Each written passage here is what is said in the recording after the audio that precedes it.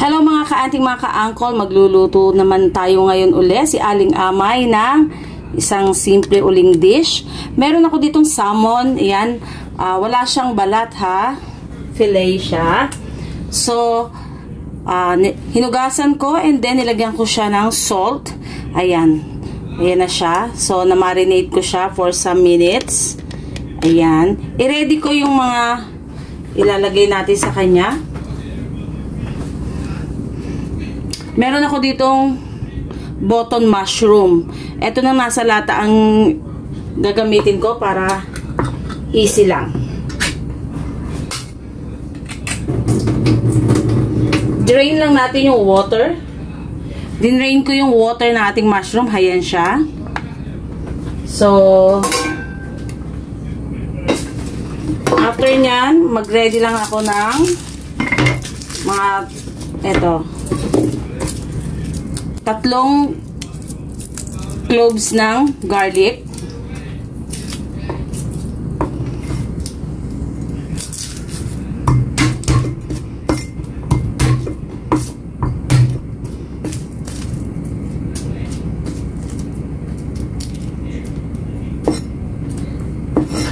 Mince.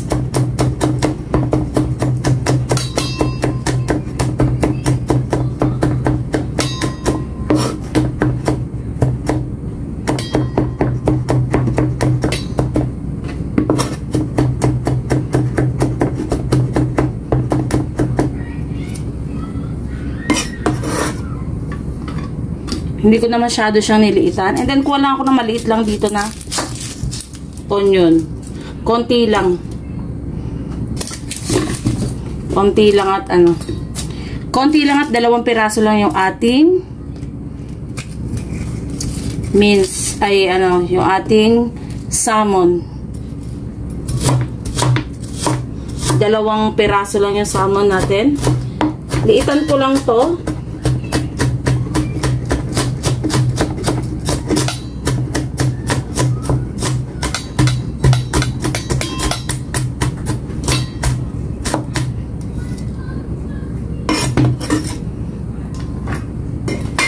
Ayan yung ating garlic at onion.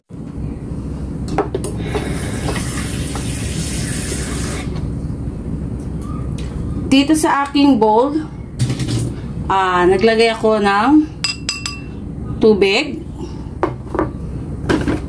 Lagyan ko ng ½ teaspoon ng cornstarch.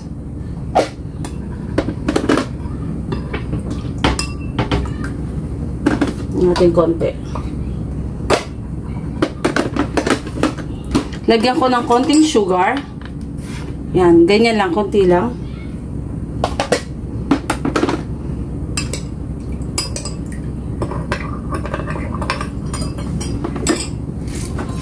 Kikita nyo ba? Ito. Ito yung slurry, gagawin natin siyang pampalapot mamaya. Lagyan ko ng ground black pepper. Lagyan natin ng oyster sauce.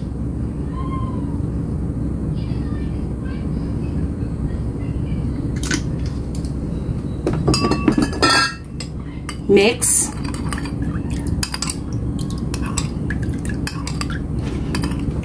Patakan ko ng konting dark soy sauce. Konti lang. Magkakulay lang.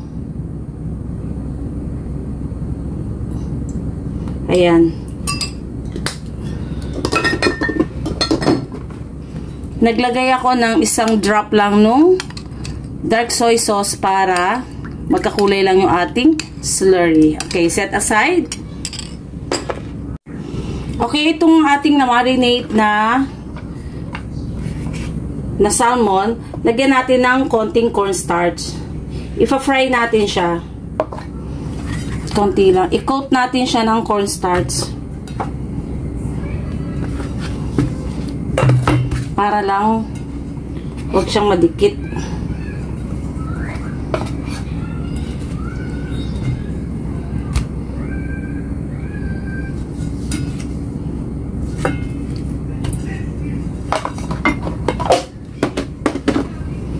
Ayan. Kinote ko lang ng cornstarch.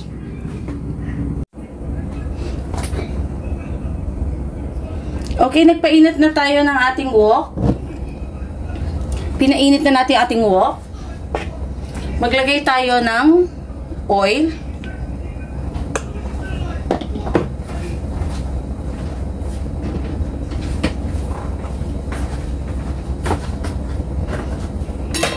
Dahil mainit na ito, i-fry natin yung ating salmon.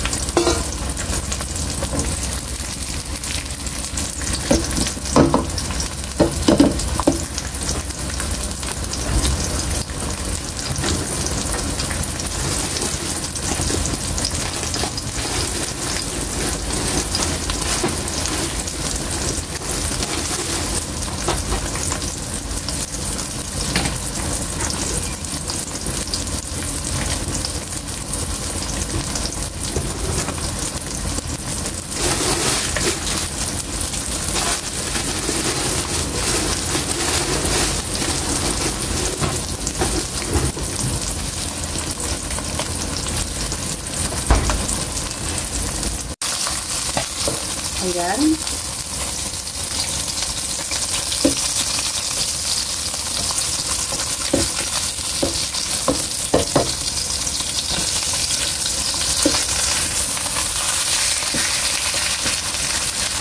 Ayan. Ang ganda ng kulay.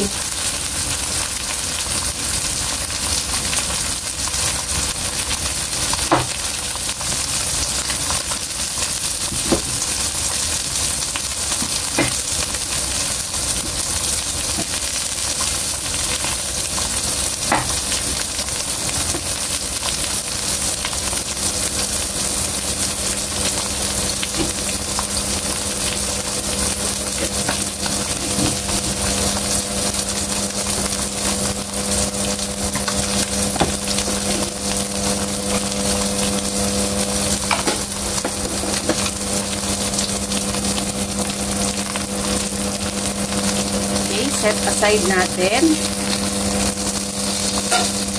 Konti pa.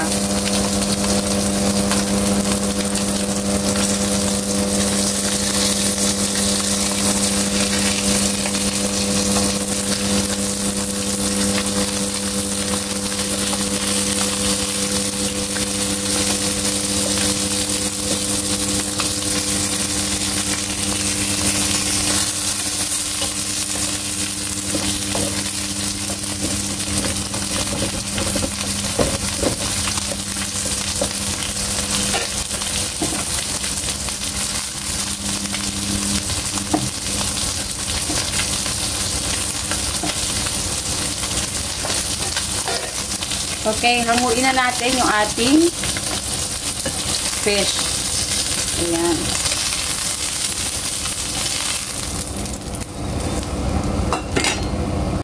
Hinaan ko lang yung apoy.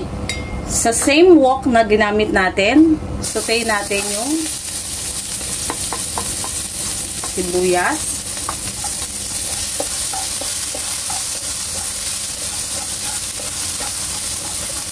Sunod natin bawang. Kunti lang at si bagets si kakain ito.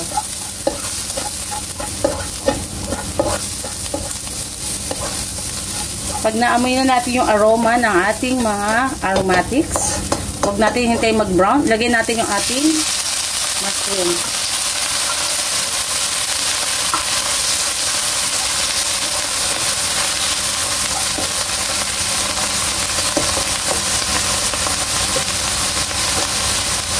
Lagyan natin ng seasoning, brown black pepper,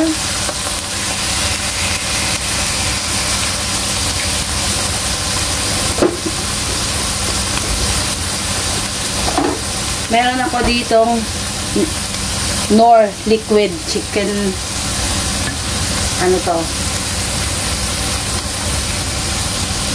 Seasoning. Ayan. Liquid seasoning. Haluin natin.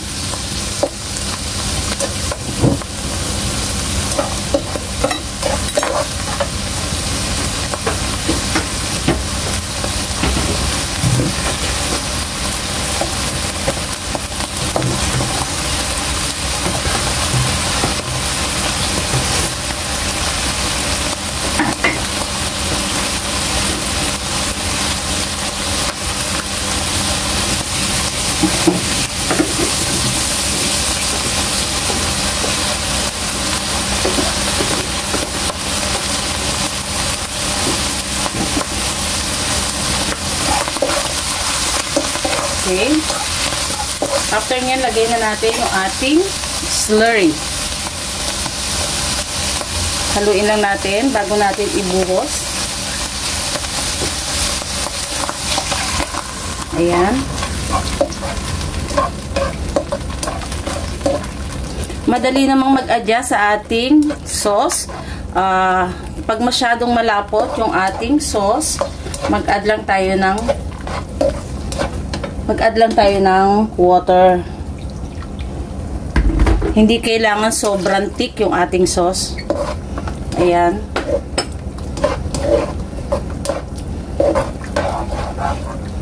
There you go. Okay na ang ating sauce.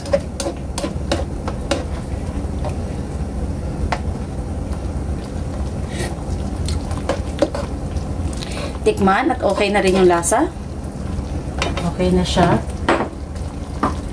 Parang magdadagdag lang ako ng konting, isang patak lang ng dark soy sauce. Gusto ko lang naman mas tumingkad pa ng konti yung kulay niya. Patingkarin lang natin. Ayan. Parang mas maganda yung ganyan yung kulay, di ba? Ayan. So, ayun lang, nag-adjust lang tayo dun sa ating pampakulay. Ayan, iset aside na natin ito.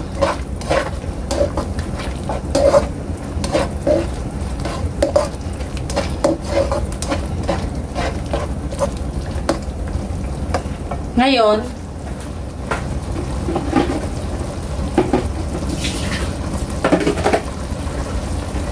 yan.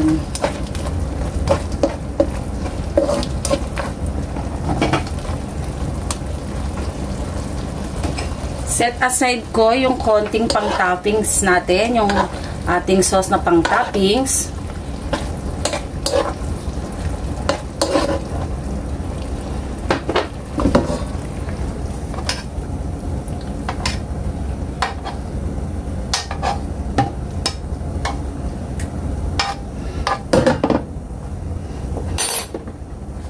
Nag-set aside ako ng ating sauce na pang-toppings mamaya sa ating plating. Kasi magsa-side dish ako ng broccoli. So, i-mix ko na dito para magkalasa yung ating broccoli. Ayan. Para may lasa siya.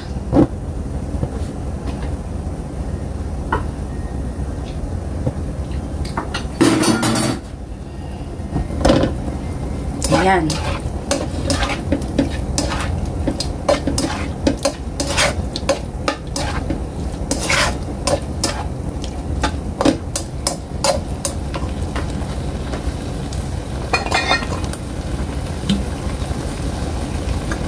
Lagyan ko ng konting more liquid seasoning.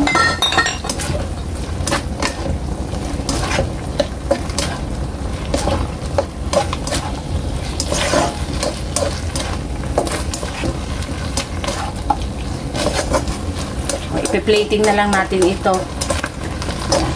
Okay. Okay, plating na natin yung ating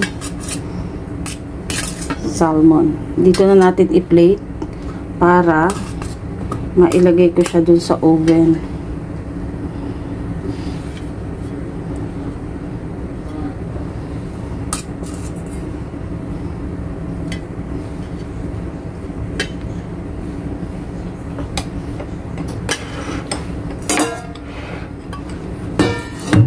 Lagyan natin ng ating toppings.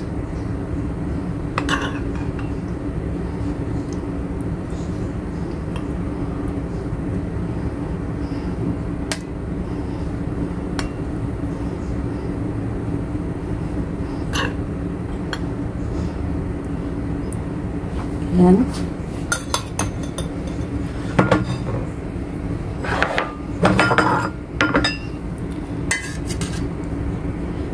Lagyan natin ang ating side dish.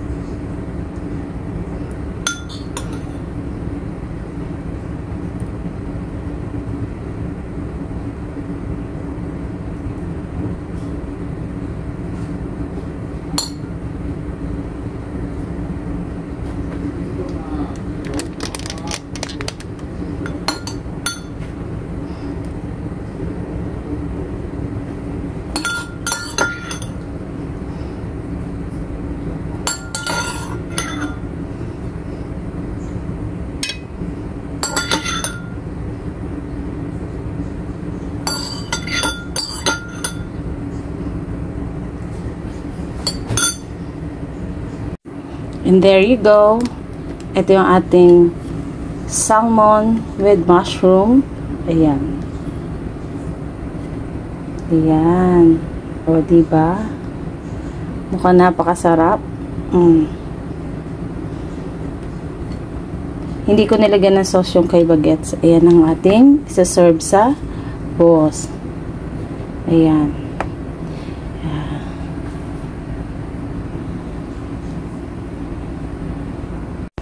Kung nagustuhan niyo po ang ating video for today, paki-like and share po ang ating recipe na ito, ang ating video. At hit niyo po ang notification bell, subscribe na kayo para updated kayo sa mga susunod pa nating mga videos. Ayan, bye! God bless us all. Thank you!